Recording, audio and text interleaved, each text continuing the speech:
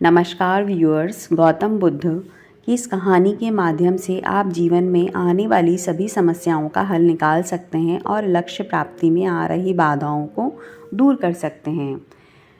एक गांव में एक किसान हुआ करता था और वह अपने दुखों से बहुत दुखी था। किसी ने उसको बताया कि तुम अपने दुखों के समाधान के लिए गौतम बुद्ध की शरण में जाओ, वह तुम्हारे सभी दुखों का समाधान कर देंगे। यह सुनकर वह किसान बुद्ध की शरण में चल पड़ा। वह गौतम बुद्ध के पास पहुंचा और कहा, हे महात्मा, मैं एक किसान हूँ और मैं अपनी जीविका चलाने के लिए खेती करता हूँ, लेकिन कई बार वर्षा पर्याप्त नहीं होती है और मेरी फसल बर्बाद हो जाती है। किसान ने आगे कहा, मैं विवाहित हूँ, मेरी पत्नी मेरा ख्याल रखती है और मैं उससे प्रेम करता हूँ, लेकिन कभी कभी वह मुझे परेशान करती है, जिससे मुझे लगता है कि मैं उससे उकता गया हूँ और मुझे लगता है कि अगर मेरे जीवन में नहीं होती तो कितना अच्छा होता। गौतम बुद्ध उस किसान की बात शांतिपूर्वक सुनते रहे। किसान ने आगे कहना जारी रखा और बोला, मेरे बच्चे भी हैं, वो अच्छे हैं, लेकिन कभी कभी वो मेरी बात नहीं मानते और उस समय मुझे बहुत क्रोध आता है, लगता है वो बच्चे मेरे नहीं हैं। किसान ऐसी ही बातें बुद्ध से करता गया। उसने अपने सारे दुखों को एक एक करके बताया। गौतम बुद्ध ध्यानपूर्वक उस किसान की समस्याओं को सुनते गए। उन्होंने बीच में एक शब्द भी नहीं कहा। किसान अपनी समस्याओं को बताता चला गया और आखिर में किसान के पास बताने को कोई समस्या नहीं बची। अपना मन का हल्का हो जाने के बाद वह चुप हो गया और बुद्ध के जवाब की प्रतीक्षा करने लगा, लेकिन बुद्ध ने कुछ नहीं कहा। किसान अब और सब्र नहीं कर सकता था। वह ऊंची आवाज़ करते हुए बोला, क्या आप मेरी समस्याओं का समाधान नहीं करेंगे? मैं तुम्हारी कोई सहायता नहीं कर सकता, बुद्ध ने उत्तर दिया। किसान को अपने कानों पर यकीन नहीं हुआ। ये आप क्या कह रहे हैं? लोग तो बोलते हैं आप सभी के दुखों का निवारण कर देते हैं। क्या आप मेरे दुखों का निवारण नहीं करेंगे? बुद्ध ने कहा, सभी के जीवन में कठिनाइयाँ आती हैं, तुम्हारे जीवन में कोई नई कठिनाई नहीं है। ये कठिनाइयाँ तो सभी के जीवन में आती हैं। कभी मनुष्य सुखी होता है तो कभी दुखी, कभी उसे पराये अपने लगते हैं और कभी उसे अपने लोग पराये लगते हैं। ये जीवन चक्र है, इनसे कोई नहीं निकल सकता। वास्तविकता में हमारा जीवन कठिनाइयों से भरा हुआ है।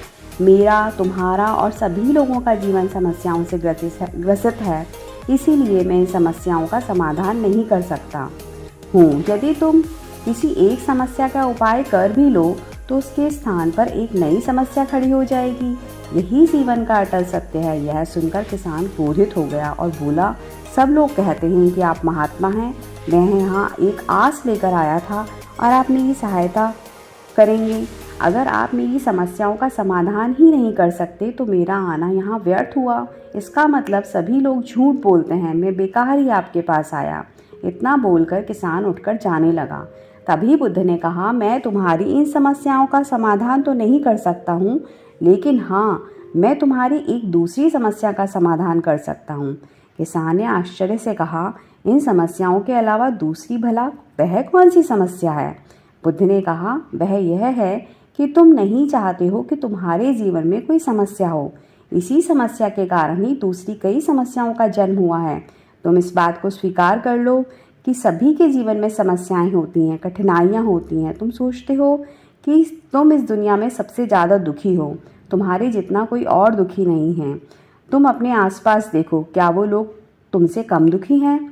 तुम्हें अपना दुख बड़ा लगता है, जो लोग तुम्हारे आसपास रहते हैं उनका दुख बड़ा लगता है। इस दुनिया में सभी को अपना दुख बड़ा लगता है, चाहे दुख छोटा हो या बड़ा हो, लेकिन वह जिसके साथ घट रहा है उसके लिए वह दुख बड़ा प्रतीत होता है। अगर तुम ध्यानपूर्वक देखोगे तो समझ जाओगे कि यह जीवन सुख दुख से भरा हुआ है। इसको तुम कभी नहीं बदल सकते हो, लेकिन हाँ, तुम सुख और दुख से ऊपर अवश्य उठ सकते हो। यह तुम्हारे लिए संभव है और सुख और दुख को हम आने से नहीं रोक सकते, लेकिन सुख दुख का हम पर कोई प्रभाव ना पड़े ऐसी व्यवस्था हम कर सकते हैं। और इसकी शुरुआत इस तथ्य को समझने के साथ शुरू हुई कि हम कुछ भी कर लें, जीवन में सुख दुख आने ही आने हैं, लेकिन हमें उनसे विचलित नहीं होना चाहिए। इसीलिए आज से तुम यह चाहना छोड़ दो कि तुम्हारे जीवन में कोई समस्या ही ना आए, और तब तुम जीवन में आने वाले सुख दुख को स्वयं में समा सकोगे, तूफान के मध्य में भी शांत रह सकोगे और हर्षोल्लास के शोर में भी संतुलित रह पाओगे।